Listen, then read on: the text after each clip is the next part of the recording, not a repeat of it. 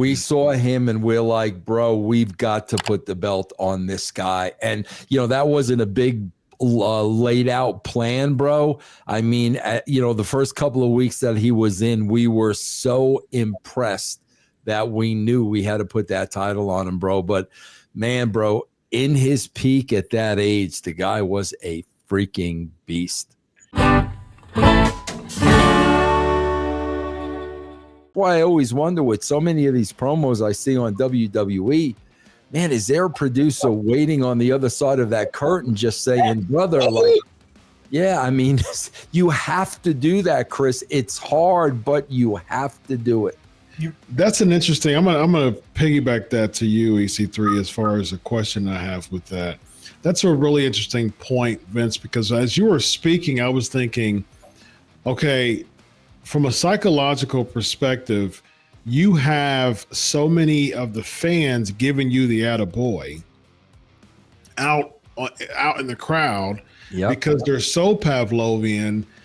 Do these wrestlers nowadays go backstage and they possibly hear a tough critique from a producer and they basically dismiss it because they feel like, oh man, they're just probably hating because you see what the fans said, you see what they did out there?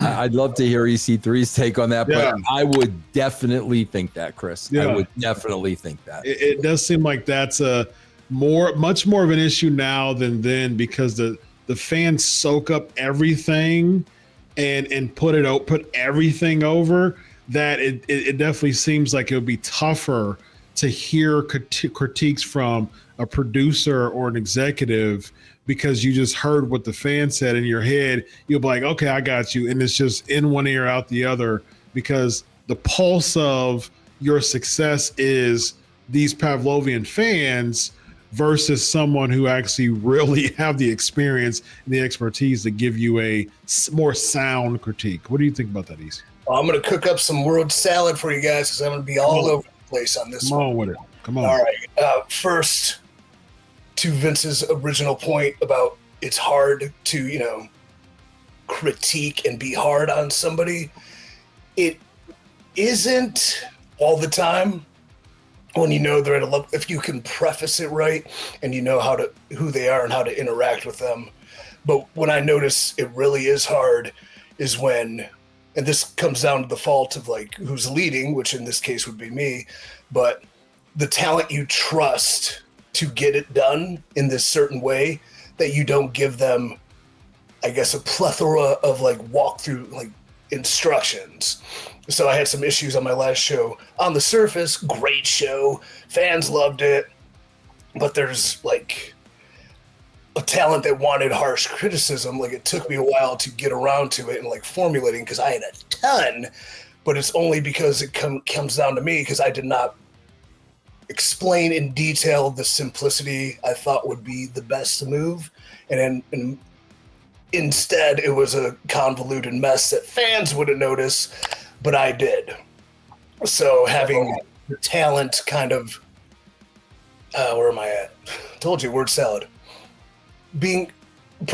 Trusting them with basic directions and not walk through vivid details, let that get out of hand where whose fault is it? Mine. But then telling them why was kind of hard. Like, you've been doing this long and you're doing that. And like, I gave this whole speech on like the simplicity of it and you did that.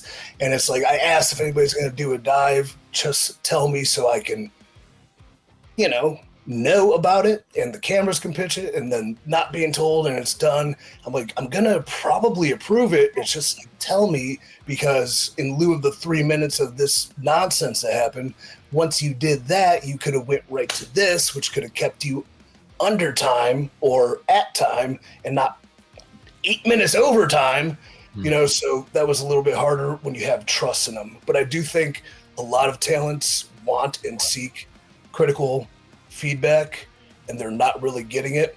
But sometimes when they do get it, it's from sources that want to impose their advice, which is usually never good.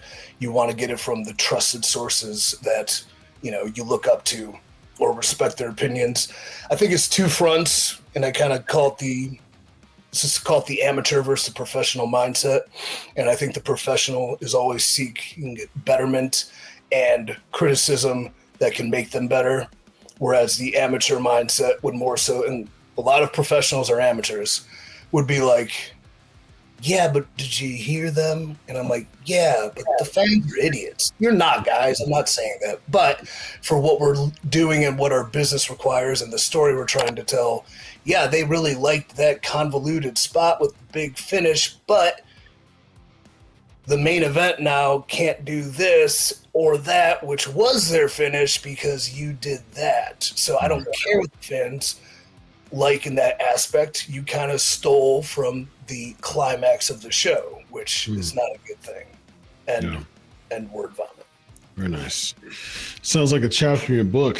The fans are idiots. Chapter 17.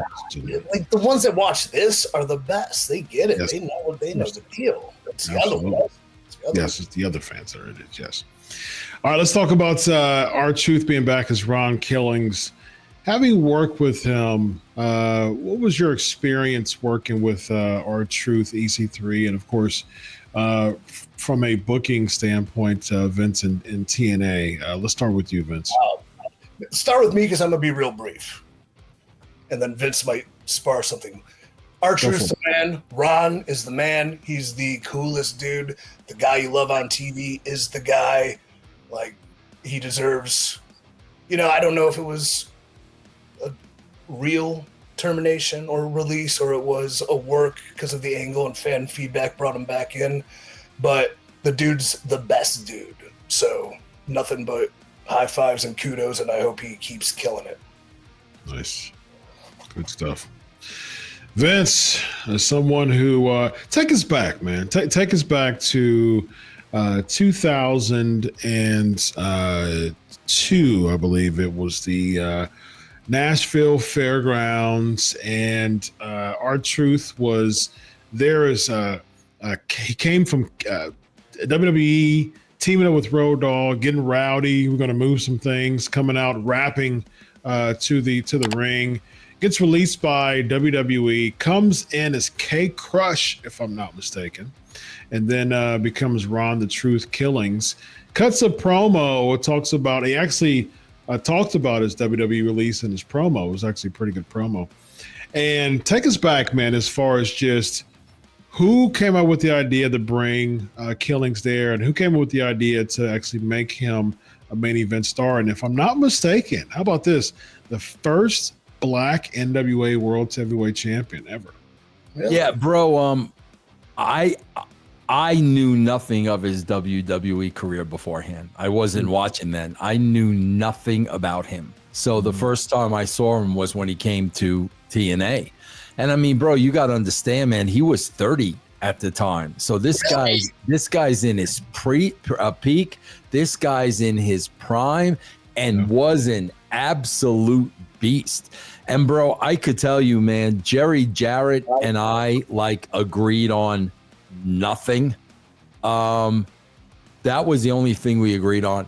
We saw him and we're like, bro, we've got to put the belt on this guy. And that wasn't a big laid out plan, bro. I mean, the first couple of weeks that he was in, we were so impressed that we knew we had to put that title on him, bro. But man, bro, in his peak at that age, the guy was a freaking beast. Do you remember who he beat for the title? God, that's a great Was question. it Shamrock? That's what I was thinking. I was thinking it was Shamrock. I might go watch that. I might go watch that after this chat. Yeah. What was it about Killings that even caused y'all to be interested in bringing him in TNA? That was probably a Jeff move, bro. Okay. Because like I said, I didn't know nothing about him. Jeff Jarrett, see, bro, this is what blows me away. I had a big argument with Disco about this yesterday. Oh, no. Jeff Jarrett is a good, he's a good judge of the it factor. Gotcha. If somebody, Jeff is good with that. That's why, I look at Triple H and I look at Shawn Michaels now, and I'm like, do you guys not understand or feel or know the it factor. I mean, because, bro, I don't watch NXT. So when somebody comes on the show for the first time, Chris, I'm seeing them for the first time. And I know immediately whether they have it or they don't. I will be able to tell you the first time on WWE if that person's going to get over or never get over. So I'm sure, Jeff knew of Ron Killings. He may have lived in the area too at the time, bro. I don't know. I don't know where he lived at the time. He may have lived in Tennessee. And Jeff was really, really a good judge of character. And I'm sure Jeff saw a star all over the guy. He's a North Carolina guy, right? Was he? Yeah. I think he's from North Carolina, if I'm not mistaken. Yeah. So I know that I know Omega and Hardys and stuff like that. They made the North Carolina indie scene pretty big with their promotion, and so it makes me wonder. Because if I'm not mistaken, that's where Joey Abs came from. Yeah, that sounds right. Yeah, that sounds right. Yeah. So I know that was a big booming area at that time. So EC3, Joey Abs. Yeah. I was just thinking of the Mean Street Posse. It's like when they added Joey Abs, it was like the Mean Street Posse felt real because they were really his buddies, and like Pete Gas is the name, and then it's like Joey Abs. Like I don't picture Joey Abs growing up in Stanford. Or, now Joey Abs wasn't a friend, right? It was just Rodney and Pete Gas. He was the worker they brought into. He brought in. Yeah. But when you see bro, it's funny because I just saw it a couple of weeks ago when the Mean Street Posse make their first appearance. There's actually 4 of them, and one of them is not Joey Abs. There's actually 4 legit friends. But I think right after that appearance, it was just down to the 2. But the first time they hit, there was actually 4. See, I would have named him Joseph Abdominals if he's going to be. Yes. Very astute. Very astute. Yes. Yes, it was Ken Shamrock, EC3. Cool. He was the second. He was the second champion of the TNA area, NWA. So, yep. Shamrock and R-Truth. That sounds good. First Shamrock and then R-Truth. Yeah. The debut show was June 19th, 2002, and then 49 days later, they put the belt on Killings. Man, that's pretty cool. Man. You want to hear a funny Ron the Truth Killing story, bro? Yes, absolutely. Bro, again, people don't, for whatever reason, people don't want to believe stuff that I say. Like, I swear to God, bro, the idea of me lying over anything concerning professional wrestling is like such an embarrassment to me. Like, I'm going to lie about wrestling. Okay. So, Chris, we were doing this thing, and bro, where it was a legit shoot. The people did not even know I was in the state of Tennessee. They did not know I was outside the building. They did not know I was going to come. It was all, it was all ad lib, bro. It was all improvised, right? So I came in one day, and a brawl was supposed to break out. They did not know I was coming, right? And bro, like, I'm not going to mamby-pamby crap. I'm not like, bro, this needs to look real, right? So, bro, we were doing a deal, and Truth was in the ring.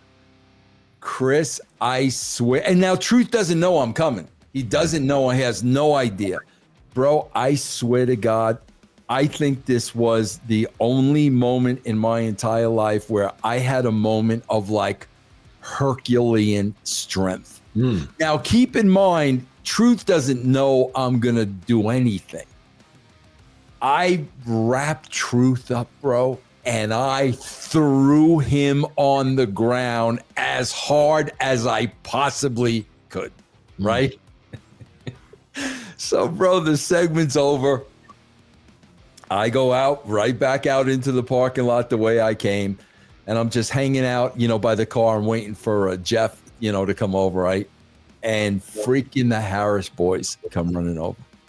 It's Vince, you better get in your car and get the hell out of here because Ron Killings is looking for you, bro. And if he finds you, he is going to kill you on the spot. Bro, I got in my car so freaking fast because, bro, as a shoot, I took him down without him knowing it, bro. Yeah.